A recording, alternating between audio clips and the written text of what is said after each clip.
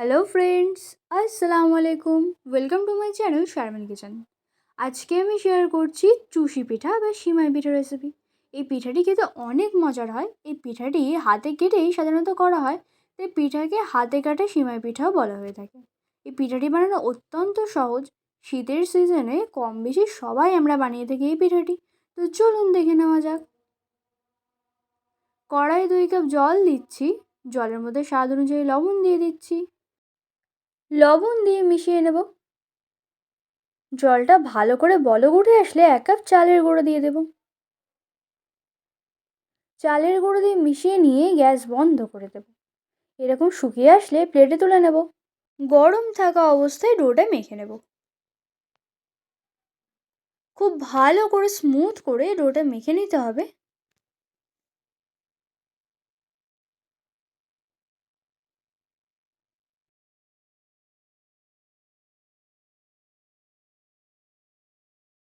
Do মেখে নেওয়া complete. মেখে নেওয়া হয়ে গেলে কিছু পরিমাণ ডোয়ের অংশ নিয়ে একটু আটা দিয়ে এভাবে লম্বা মতো করে নিচ্ছি।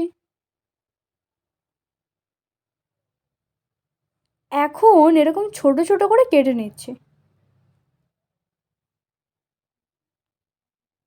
তারপর একটু আটা ছড়িয়ে এভাবে পিঠাটা বানিয়ে নিচ্ছি। খুবই ইজি, এখানে বলার মতো কিছু নেই।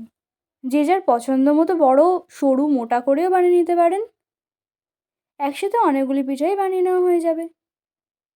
আমার পিঠাগুলি দেখুন লম্বা লম্বা একদম সরু সরু হয়েছে। পিঠা বানিয়ে যে পাত্রে রাখবেন একটু আটা ছড়িয়ে দেবেন, তাহলে জড়িয়ে যাবে না। পিঠা বানিয়ে নেওয়া কমপ্লিট। এখন দুধের শিরা বানিয়ে নেব। তার জন্য কড়াই 1 লিটার দুধ দিয়ে জাল দিয়ে নিচ্ছি। দুধটা ভালো করে জাল দিয়ে নেব। 2টি এলাচ ফেটিয়ে দিলাম। দুধটা জাল দিয়ে নেওয়া হয়ে গেলে আমি 1/2 কাপ চিনি ও 1/2 কাপ খেজুরের গুড় দিচ্ছি। আপনারা শুধু চিনি বা শুধু গুড় দিতে পারেন। মিষ্টিটা আপনাদের পছন্দ অনুযায়ী দেবেন। এখন চিনি ও গুড়টা মেল্ট হওয়ার জন্য অপেক্ষা করব। আর 2 থেকে 3 মিনিট জাল দিয়ে দুধটা একটু ঘন করে নেব। খুব বেশি ঘন করব না, তা না হলে খেতে ভালো লাগবে না। পিঠা দেওয়ার পর দুধটা আর একটু ঘন হয়ে যাবে এমনিতেই। দুধটা 2 থেকে 3 মিনিট জাল দিয়ে নেওয়ার পর এখন পিঠাটা দিয়ে দিচ্ছি। গ্যাসের ফ্লেম লো করে পিঠাগুলো দিচ্ছি।